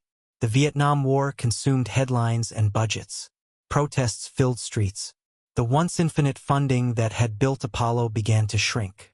Inside NASA, engineers whispered that the program's days were numbered. Plans for lunar bases and Mars missions were quietly shelved. The agency had promised a future among the stars. Instead, it was fighting just to keep its rockets flying. Apollo 13, Houston, we've had a problem. April 11, 1970. The crew of Apollo 13, Jim Lovell, Jack Swigert, and Fred Hayes, launched into clear skies, bound for the moon's Morrow Highlands. It was to be NASA's third lunar landing. But 56 hours into the flight, while the astronauts stirred an oxygen tank in the service module, a wire sparked. There was a muffled bang, a shudder, and then silence. "Houston, we've had a problem here," said Lovell. On the ground, telemetry spiked wildly. Oxygen pressure was falling. Power levels dropped to near zero. The spacecraft was dying. Within minutes, Mission Control realized the unthinkable. the moon landing was cancelled. The new mission was survival. Odyssey and Aquarius, the astronauts shut down the command module to save power and retreated into the lunar module, Aquarius, which became an improvised lifeboat. Its systems were designed for 2 men for 2 days, not 3 men for 4. Temperatures dropped below freezing. The cabin filled with condensation. Breath fogged the air. Engineers on the ground worked non-stop, calculating burns by hand, writing emergency checklists on scrap paper. At one point, they used slide rules to compute the trajectory that would slingshot the spacecraft around the moon and back toward Earth. Failure is not an option, Flight Director Gene Kranz told his team, a phrase that became NASA's creed. The cold silence as Apollo 13 looped behind the moon. Lovell looked out the window at the ghostly gray surface. They were so close that he could see the craters they were meant to explore, yet he knew they'd never land there. "I looked out and thought," he later said, "we were given a view no one else would ever see. The moon on one side, the Earth on the other, and the vast black in between." They fired the lunar module's descent engine manually, a delicate maneuver that had to be timed within seconds. Too early and they'd miss Earth. Too late and they'd burn up. Back home, millions watched in prayer and fear. For 4 days, NASA worked without rest. Engineers improvised a carbon dioxide filter using nothing but plastic bags, cardboard, and duct tape. It worked. Finally, on April 17th, the command module re-entered the atmosphere. Radio blackout, tension, silence, then parachutes. Odyssey, Houston, came the call. "We're looking at you. Welcome home." Cheers erupted. The near disaster became a triumph of ingenuity and teamwork. Apollo 13 had failed its mission but saved NASA's soul. Apollo 14 redemption the next year, Apollo 14 carried Alan Shepard, the first American in space, back into orbit. Nearly a decade after his suborbital flight, he walked on the moon and, in a moment of levity, pulled a makeshift golf club from his pocket. 1, 2, thwack. The ball sailed across the gray dust and vanished into the horizon. It was a small act of rebellion, proof that even amid the machinery of the Cold War, humanity's humor still survived. Apollo 15, 16, and 17, the age of science with Apollo 15 in 1971. The missions entered a new era, exploration, not just achievement. Astronauts David Scott and James Irwin drove the first lunar rover, a battery-powered vehicle that expanded their reach across the surface. They collected rocks billions of years old, some older than Earth's continents. Apollo 16 and 17 went further: mountains, valleys, deep craters. Scientists on Earth studied the samples and rewrote the story of the moon's origin. The last man to walk there, Eugene Cernan, etched his daughter's initials into the dust before climbing back aboard. "As I take these last steps," he said, "I'd like to say that America's challenge of today has forged man's destiny of tomorrow." The quiet end on December 14, 1972. The engines of Apollo 17 fired for the last time. The lunar module lifted from the surface, leaving behind the final human footprints on the moon. Back on Earth, few people noticed. The news barely interrupted coverage of Watergate and Vietnam. The age of wonder had faded into routine. For NASA, it was bittersweet.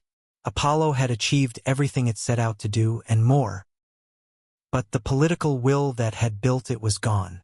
Von Braun's dreams of Mars expeditions, orbital colonies, and nuclear propulsion faded into dusty archives. The engineers who had once built rockets for gods now built budgets for bureaucrats. What remained, but even as the rockets fell silent, their echoes remained. In 6 missions, 12 men had walked on the moon. They brought back 382 kilograms of lunar rock, mapped craters, and discovered traces of ancient volcanic activity. The photographs they took, the blue Earth, the gray horizon, the fragile footprints, became humanity's shared inheritance. Every generation since has looked at those images and asked, when do we go back? A legacy beyond Earth. The true legacy of Apollo wasn't the flag on the moon. It was the transformation of human perspective. In a single decade, humanity went from launching tiny satellites to standing on another world. The technologies developed, computing, material science, telecommunications, reshaped civilization. And the spirit of Apollo, its audacity, its risk, its unflinching faith in human intellect, became a blueprint for every great leap that followed. Without Apollo, there would be no Voyager, no Hubble, no International Space Station. The final words when asked years later if Apollo had been worth its cost, astronaut Michael Collins answered quietly, "It's not about the moon. It's about the fact that we left." For the first time, humanity showed it could rise above its quarrels and look back at itself, and see, maybe, that we're all in this together. As the 1970s dawned, the world turned its gaze back to Earth. But the footprints remained, silent, unchanged, illuminated by sunlight that has never faded. They wait still for the next traveler.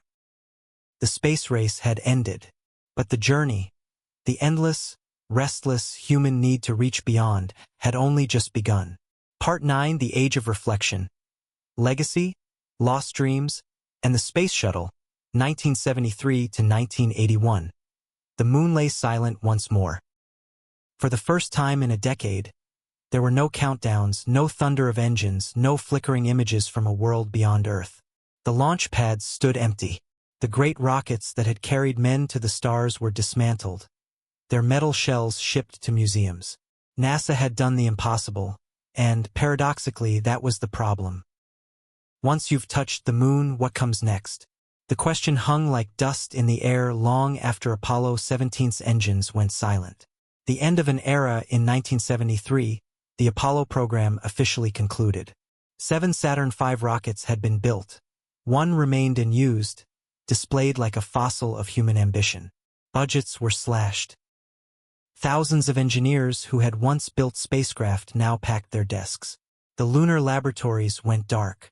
The nation that had raced toward the heavens now seemed to be running from its own reflection. But NASA wasn't ready to stop. If Apollo had been about reaching further, the next phase would be about staying longer. And so, quietly, the agency began building something new. A space station, a home in orbit. Its name, Skylab. Skylab. Living in the sky in May 1973, a modified Saturn V rocket carried Skylab into orbit, a converted upper stage of the mighty moon rocket, transformed into a floating laboratory. Almost immediately, disaster struck. During launch, a protective shield tore off, damaging the station's solar panels. Without power or protection, the interior temperature began to climb toward 60 degrees Celsius. It looked like another Apollo 13, a mission doomed before it began. But within days, NASA devised an audacious repair. The first Skylab crew, Pete Conrad, Joseph Kerwin, and Paul Weitz, launched in a small Apollo command module and performed a spacewalk to deploy a makeshift sunshade. For hours, they wrestled with jammed panels and floating debris, working in the heat of direct sunlight. When the final panel snapped open, power levels stabilized. Skylab was saved. Over the next year, 3 crews would live aboard it, conducting hundreds of experiments, observing solar flares, studying weightlessness, and taking breathtaking photos of Earth from 270 miles up. For the first time, humans were learning to live and work in space, not just visit. The view from above the Skylab astronauts often spoke of a strange feeling that overcame them while orbiting the planet, a sense of unity, of fragility. Ed Gibson, the final Skylab scientist-astronaut, described it this way: "You look down and realize there are no borders, no countries, no wars from up here. Just one Earth, blue, beautiful, and heartbreakingly small." This perspective, later called the overview effect, would change how astronauts saw not only their mission but their species. Back on Earth, though, that unity felt distant. The U.S. was reeling from the oil crisis, political scandals, and inflation. The golden age of space seemed over. Skylab's final crew returned in 1974. When the last transmissions ended, the station was left to drift. By 1979, its orbit decayed, and it re-entered the atmosphere, scattering debris across the Australian outback. For NASA, it felt symbolic, the end of an era falling back to Earth. The lost horizon, even as Apollo faded, its ambitions haunted NASA's corridors. Engineers still dreamed of Mars missions, of bases on the moon, of vast rotating colonies in orbit. But politics had shifted. The new mantra was practicality. Spaceflight had to justify itself in dollars, not dreams. The agency's vision narrowed from exploration to efficiency. From that pragmatic mindset came a radical idea. If humanity couldn't afford to go farther, it could at least make spaceflight cheaper. What if rockets didn't burn up after each launch? What if a spacecraft could be reused like an airplane? Thus began the project that would define the next generation, the Space Shuttle. The shuttle era begins. The design was ambitious. A delta-winged orbiter attached to a giant external fuel tank and 2 solid boosters. It would launch like a rocket, orbit like a spacecraft, and land like a glider. In theory, it could fly weekly, making space routine. Development took the rest of the 1970s. Engineers fought physics every step of the way. Heat-resistant tiles fell off during tests. Engines exploded. Budgets soared. But NASA pushed on. By 1980, the first shuttle, Columbia, stood ready. Painted white, gleaming under spotlights, it looked like something from science fiction. A new beginning on April 12, 1981. Exactly 20 years after Yuri Gagarin's flight, the space shuttle lifted off for the first time. Astronauts John Young and Robert Crippen sat in Columbia's cockpit as the countdown reached 0. The solid boosters roared to life, shaking the ground with a sound unlike any rocket before. Liftoff of Columbia on the maiden voyage of a new era in space transportation. The world watched as the shuttle climbed through the clouds, shedding its boosters, reaching orbit. Then, 2 days later, gliding back to Earth for a smooth runway landing. NASA had done it again. Space travel had entered a new age. Not of conquest, but of continuity. From race to routine, the shuttle program embodied a subtle but profound shift. Apollo had been about nations, flags, rivalry, spectacle. The shuttle was about infrastructure, building, maintaining, experimenting. This cargo bay could carry satellites, telescopes, even entire laboratory modules. Could deploy and repair equipment in orbit. For the first time, space was not a distant dream, it was a workplace. The astronauts who flew aboard called themselves operators. Not heroes. They fixed antennas, replaced panels, built things with robotic arms. They laughed, floated, shared meals, and looked back at the Earth. Now familiar, no longer mysterious, yet still breathtaking. In the shuttle's white wings, space had gone from a race to a rhythm. The world watches, but not as before. By the early 1980s, the spectacle of spaceflight no longer stopped traffic. Launches were televised, yes, but few tuned in.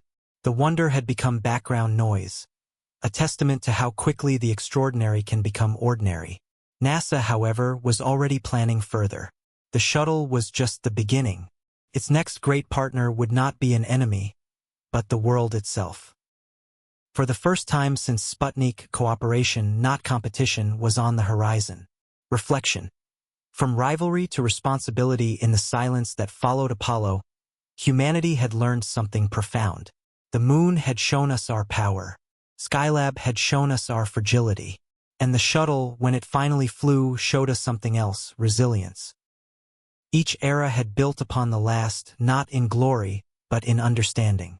Looking back, Wernher von Braun, the architect of Apollo, once said in his final interview before his death in 1977, "Apollo proved that man can conquer space. But the question now is, can man conquer himself? Can we learn to cooperate, to explore not as enemies, but as one civilization?" The seeds of the future, those words would echo through the coming decades. Because even as Columbia touched down, NASA's next generation was already training. Young engineers who had grown up watching Armstrong step were now designing new missions. Voyager, already on its way past Jupiter and Saturn. Hubble, a telescope that would one day see the edge of the universe. International partnerships that would evolve into a station built not for one nation, but for all. The spirit of Apollo had not died. It had transformed from a race into a responsibility. The space age was no longer about who could go first. It was about how far humanity could go together. Part 10 Echoes of the Future, Challenger, Hubble, and the Rise of the International Era, 1982 to 2000. The space shuttle had made the impossible feel routine. By the mid-1980s, launches were so frequent that the world barely looked up. Columbia was soon joined by Challenger, Discovery, Atlantis, and Endeavour. NASA called them space trucks, a fleet of reusable ships meant to ferry satellites, science labs, and sometimes dreams into orbit. It was the age of confidence, of televised triumphs, classroom broadcasts, and the idea that space had finally become safe. And then, in one terrible instant, it wasn't. Challenger, January 28, 1986. The morning was bitterly cold at Cape Canaveral. Ice hung from the launch tower, a rare sight in Florida. Engineers worried about the solid rocket boosters, their rubber seals brittle in low temperatures. But pressure from above, political, media, scheduling, pushed the countdown forward. At 11:38 a.m., the Space Shuttle Challenger lifted off with 7 astronauts on board, including Krista McAuliffe, a high school teacher chosen to become the first civilian in space. Millions of students watched live as the shuttle climbed into the clear blue sky. 73 seconds after liftoff, a puff of smoke appeared near the right booster. It widened into flame. The tank ruptured. A white fireball blossomed against the sky. Mission control fell silent. "Flight controllers, watch your data," the director said, voice trembling. But there was no data left to watch. The vehicle disintegrated, scattering debris across the Atlantic. For a generation raised on Apollo's glory, the sight was unbearable. The moment when space, that place of heroes and miracles, became heartbreakingly human again. The investigation in the months that followed, the Rogers Commission uncovered the truth. The failure of an O-ring, a rubber gasket meant to seal the rocket segments, had allowed hot gases to escape, igniting the fuel tank. The cause wasn't just technical, it was cultural.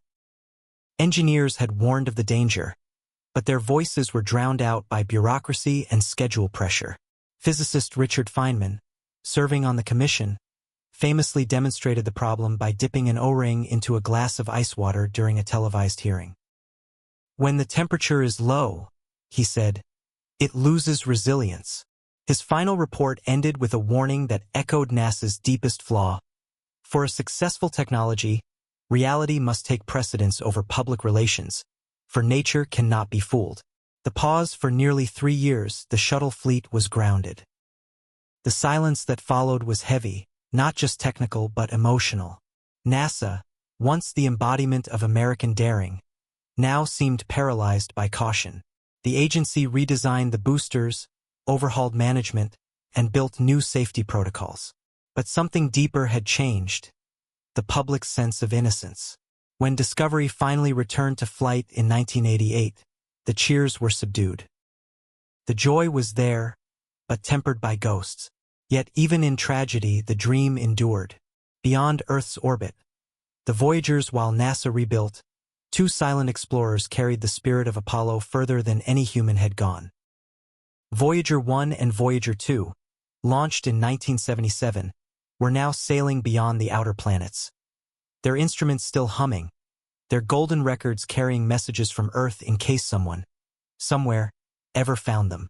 They sent back the first close-up images of Jupiter's storms, Saturn's rings, Neptune's winds, each photograph a revelation. In 1990, as Voyager 1 prepared to leave the solar system, Carl Sagan convinced NASA to turn its camera back toward home.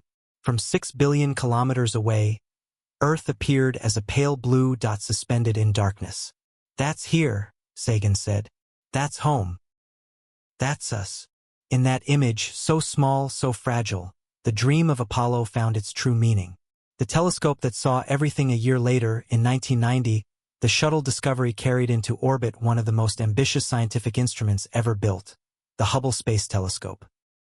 It was humanity's new eye on the universe, a 2.4-meter mirror designed to peer beyond our atmosphere, to see creation itself. But when the first images came back, they were blurry.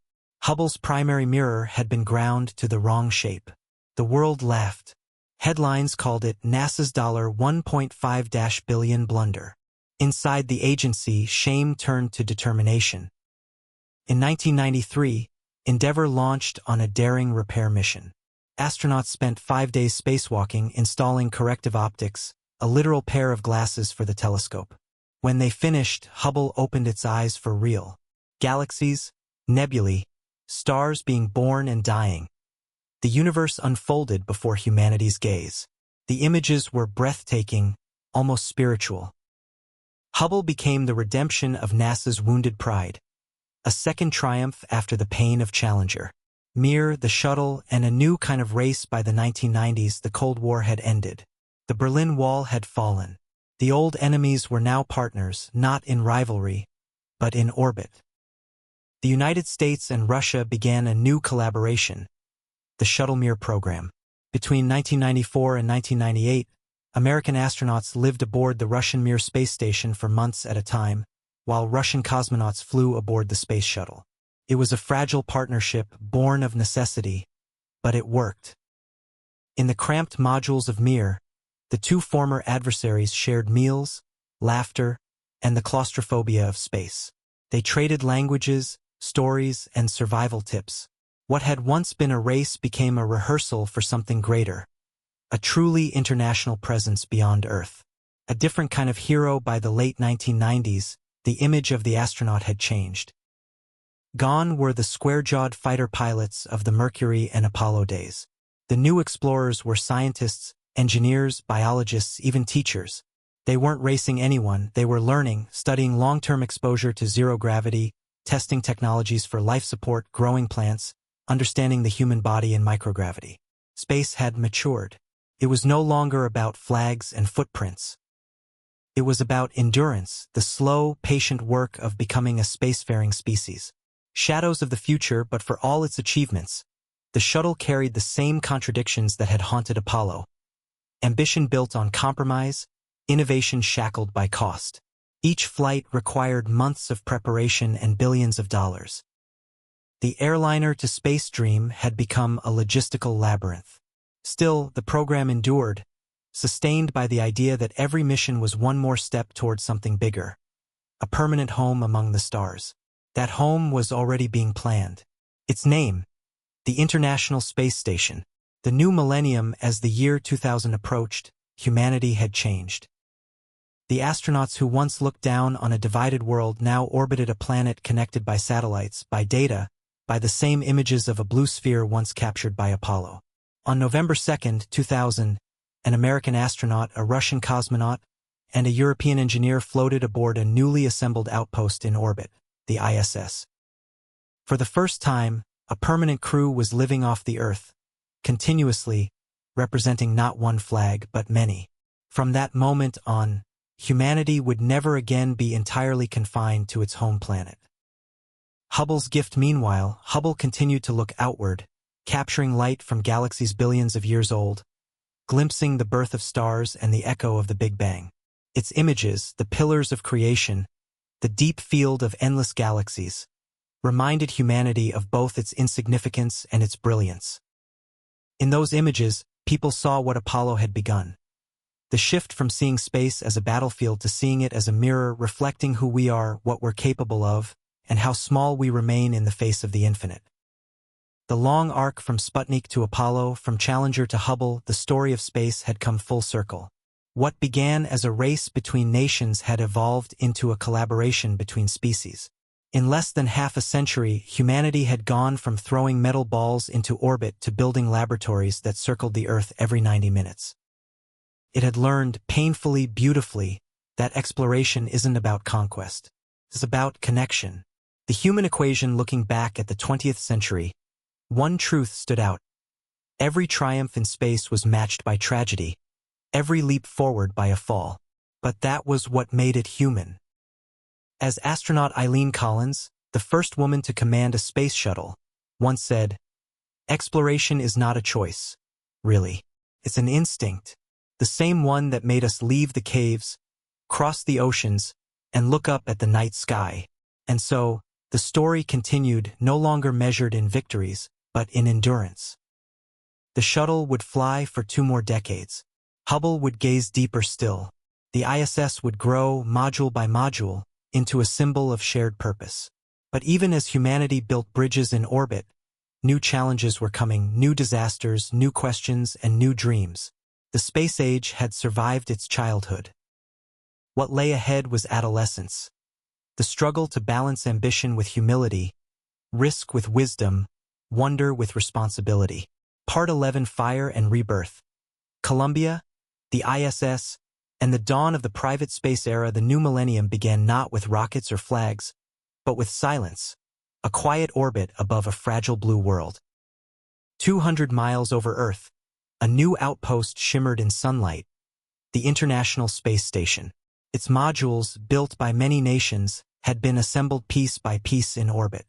Every 90 minutes, it crossed the sky, a bright moving star visible to anyone who looked up. Inside floated a small crew, Americans, Russians, Europeans. They spoke in different languages, but shared the same view, one planet, turning slowly beneath them. The dream that began with rivalry had become a home built on cooperation. But below, the world was changing. 2001, the world shifts on September 11, 2001. Smoke rose from the towers of New York City. The age of space exploration collided with an age of fear. In the years that followed, budgets tightened. NASA's goals blurred. The shuttle, once a symbol of progress, was now seen as costly, aging, fragile. Yet the ISS continued to grow. Crews arrived regularly aboard the Space Shuttle and Russian Soyuz capsules. The station became humanity's foothold in the cosmos, a laboratory for science, endurance, and international trust. Still, beneath the calm of orbit, an old danger waited. Columbia, February 1, 2003. The shuttle Columbia was returning from a 16-day research mission. Its 7 astronauts had completed over 80 experiments. They were minutes from home. At 8:44 a.m., as the vehicle streaked high above Texas, ground controllers noticed something wrong. Unusual temperature readings on the left wing. Seconds later, sensors went dead. "Flight, we've lost tire pressure," came a voice from the data console. Then, nothing. The radar trace disappeared. People across Texas looked up to see streaks of fire crossing the morning sky. Pieces of the shuttle rained down across hundreds of miles. There were no survivors. The hole in the wing. The investigation revealed that during launch, a chunk of foam insulation from the shuttle's external tank had broken loose and struck the wing at 800 kilometers per hour. The impact had punctured the thermal protection tiles. When Columbia re-entered the atmosphere, superheated plasma entered the hole, melting the structure from within. It was eerily similar to Challenger. Not the same failure, but the same story. Warnings ignored, schedules prioritized, risk normalized. Once again, the nation mourned. Once again, NASA stopped. The cost of complacency. For 2 years, all shuttle flights were grounded.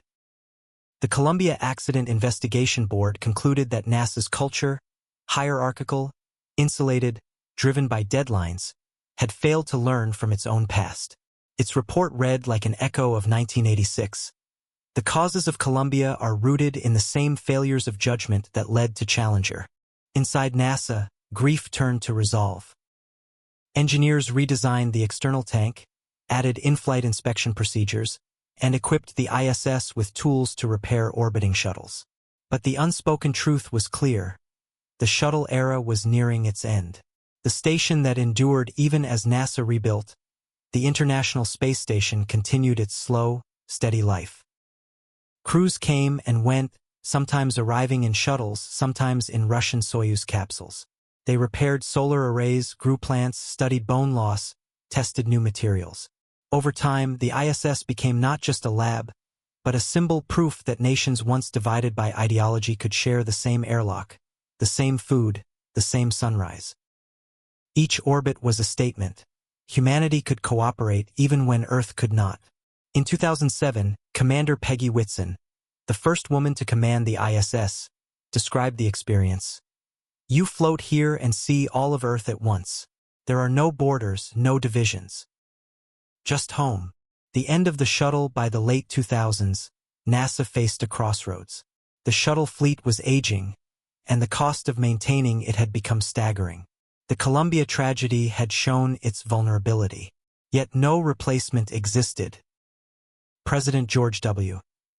Bush announced a new vision, the Constellation program, which would retire the shuttle and build a new generation of rockets aimed at returning to the Moon and eventually to Mars. But budgets, bureaucracy, and shifting politics would soon suffocate that vision too. In the meantime, NASA's future rides to orbit would come from an unexpected direction, not from government labs but from garages and startups. The rise of the private pioneers while NASA struggled with funding, a quiet revolution was brewing in the private sector. In 2002, a South African entrepreneur named Elon Musk founded SpaceX with a simple, impossible goal: to build a rocket that could be reused. In those early years, most of the aerospace world laughed.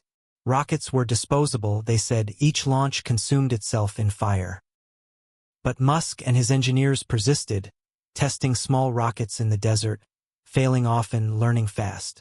At the same time, other companies, Blue Origin, Virgin Galactic, Orbital Sciences, began chasing the same dream: to make space travel accessible, sustainable, and commercial. In 2008, SpaceX launched the Falcon 1 into orbit, the first privately developed rocket ever to do so. It was a turning point. NASA took notice. The agency, seeking alternatives to the shuttle, began contracting private companies to deliver cargo, and eventually astronauts, to the ISS. A new space race had begun, not between nations but between innovators. The final flights, the shuttle returned to service in 2005. Discovery led the way, carrying supplies and new modules to the ISS. Each flight was executed with precision, but everyone knew the countdown was ticking, not to a launch but to an ending. In 2011, the shuttle Atlantis lifted off for the last time. As it rose into the bright Florida sky, Mission Control's voice trembled. "Atlantis, on behalf of the thousands who have dedicated their lives to the shuttle program, we salute you. You've earned your place in history." When it landed days later, the era of reusable wings and white plumes was over. The shuttle program had flown 135 missions across 30 years. It had launched satellites, built the ISS, repaired Hubble, carried international crews, and paid for it all in human lives. It was, in every sense, magnificent and mortal.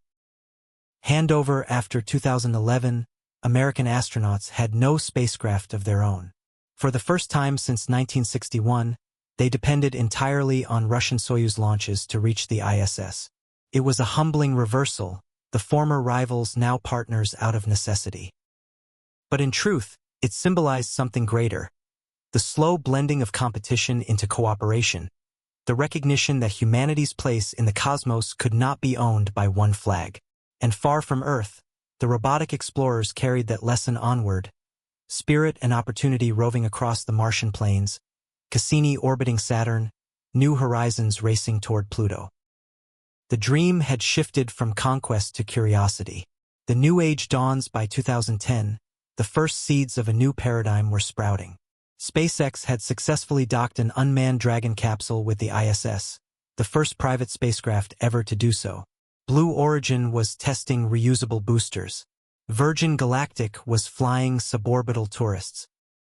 NASA, meanwhile, turned its focus outward again, developing the Orion capsule and the Space Launch System, SLS, aiming to send humans deeper into space than ever before. The world had entered a new kind of space age, one no longer driven by rivalry, but by resilience, cooperation, and entrepreneurship. The legacy of Columbia years later, at a memorial for the fallen astronauts of both shuttle disasters, a plaque was unveiled bearing the names of Challengers 7 and Columbia 7. Beneath it were carved simple words: "They slipped the surly bonds of Earth to touch the face of God." The crowd stood silent, watching the ISS pass overhead, a single point of light moving across the dusk sky, visible for just a few minutes, carrying the legacy of every sacrifice before it. For all the tragedy, for all the loss, one truth had endured: humanity had learned to stay in space. Not just visit, not just race, stay. A new frontier. As the decade closed, the ISS continued to circle above, a fragile outpost of unity in an increasingly divided world. Below, new rockets were rising from new launch pads, built by new dreamers. They weren't competing for ideology. They were competing to make space part of everyday life. The age of government-led exploration had given birth to something unprecedented. A partnership between nations, companies, and citizens. And for the first time in history, the stars no longer felt distant, they felt open. The world had changed. The explorers had changed. But the dream, that ancient, unyielding pull toward the horizon, remained. The fire of Columbia had not extinguished humanity's will to reach upward. It had reignited it. Part 12, Back to the Moon. The Artemis Generation and the New Space Age, 2011 to 2025. The night sky looked the same, quiet, eternal, infinite. But below it, the world had changed. For the first time since the 1960s, humanity was preparing once again to go beyond Earth's orbit. The tools were different, the faces younger, the mission broader. Yet the dream, the one Kennedy had spoken into existence 6 decades earlier, still burned bright. The moon was calling us home. The age of renewal after the retirement of the shuttle in 2011. NASA entered a period of transformation. The agency no longer sought to own spaceflight. It sought to enable it. Partnerships replaced rivalries. Contracts replaced control. Private companies, once dismissed as dreamers, became indispensable. SpaceX, Blue Origin, Sierra Nevada, and others began building what NASA could no longer afford to do alone. New rockets, new capsules, new visions. Space was no longer the domain of superpowers. It was a frontier open to anyone with courage, code, and capital.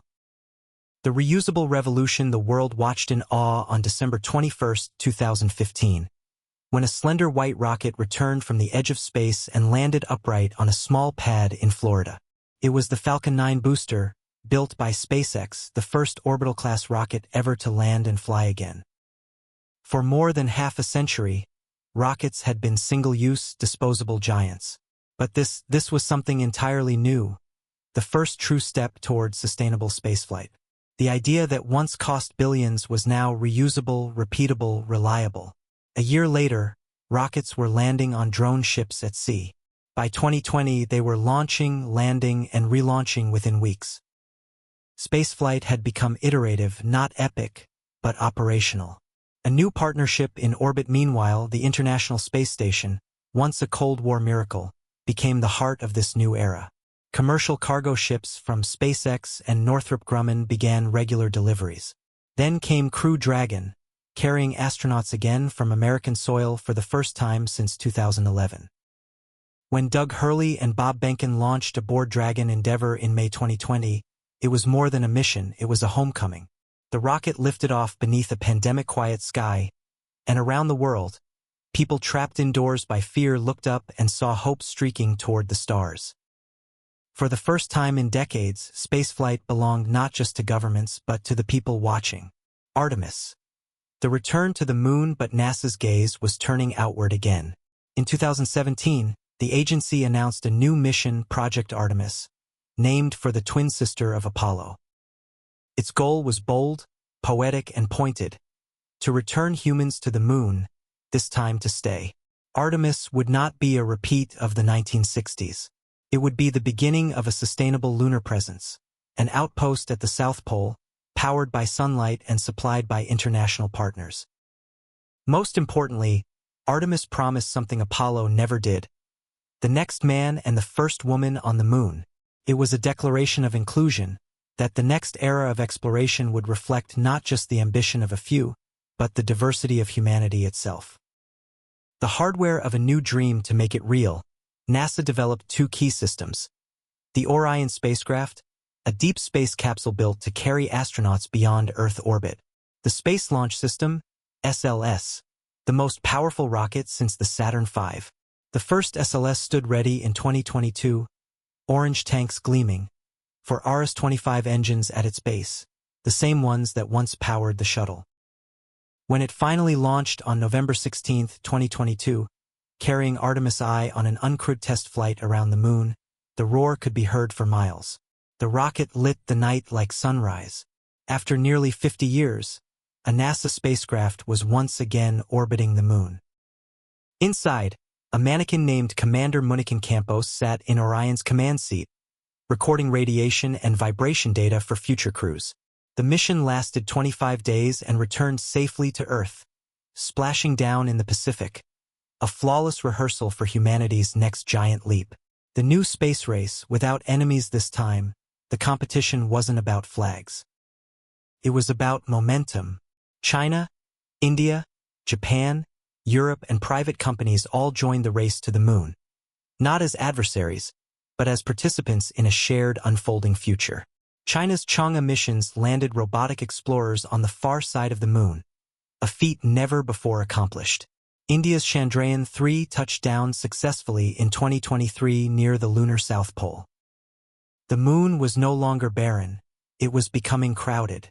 What once symbolized Cold War division now promised global collaboration.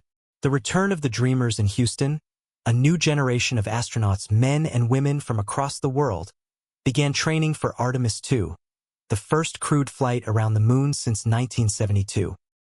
Among them were Christina Koch, who spent nearly a year aboard the ISS. Victor Glover, a Navy pilot and the first black astronaut assigned to a lunar mission. Reed Wiseman and Jeremy Hansen, a Canadian astronaut representing NASA's renewed partnership with the world. They trained together in virtual simulators, underwater neutral buoyancy labs, and desert analog bases, testing the skills they'd need to live on another world. These were not Cold War warriors. They were explorers, scientists, engineers, and ambassadors for an entire species. The commercial frontier as NASA reached outward, the private sector reached upward. SpaceX's Starship, a colossal stainless steel rocket taller than the Saturn V, began testing in Texas. Designed to carry 100 people at a time and be fully reusable, Starship represented a revolution even larger than Apollo, a system meant to make space truly accessible. Blue Origin's New Glenn and Rocket Lab's Neutron joined the lineup, each with reusable stages and commercial ambitions. What was once the domain of governments had become an ecosystem of innovators, from billionaires to university labs, from orbital tourism to asteroid mining. The age of space monopoly had ended. The age of space economy had begun. A planet that looked up again by the early 2020s, something unexpected happened. The world began to fall in love with space again, not because of fear or rivalry, but because of wonder. The James Webb Space Telescope, launched in 2021, unfolded its golden mirrors in deep space and began sending back images that defied comprehension. Galaxies colliding, stars being born, light from the dawn of time. Each photograph felt like a message from eternity, whispering, "You've only just begun." And down below, school children who hadn't been alive when the shuttle flew began to ask questions their parents had forgotten how to ask. Why did we stop going to the moon? When will we go again? Now, at last, there was an answer. The long arc of return NASA's timeline stretched clear. Artemis II, crewed flight around the moon. Artemis III, the first lunar landing since 1972, scheduled for the mid-2020s. Artemis Base Camp, a permanent outpost near the South Pole, where water ice could be mined for fuel. Gateway, a small space station orbiting the moon, serving as a staging point for future missions to Mars. For the first time since the Apollo era, humanity had a roadmap, not for a single triumph but for continuity. This time, the footprints in lunar dust would not be the end. They would be the beginning of a home. The echo of the past when the SLS roared to life for the first Artemis flight. Many in mission control wept. Among them were engineers who had been children when Apollo 11 launched, people who had watched Armstrong step in grainy black and white and promised themselves they'd see it again in color. One of them whispered as the rocket rose, "It's been 50 years. We're finally going back." And in that moment, history folded on itself, the beginning and the future intertwined. The meaning of Artemis Artemis was never just about returning to the moon. It was about rediscovering what the moon meant. For ancient humans, it was a goddess. For Apollo, it was a goal. For Artemis, it is a gateway to Mars, to the stars, to the next phase of our species' evolution.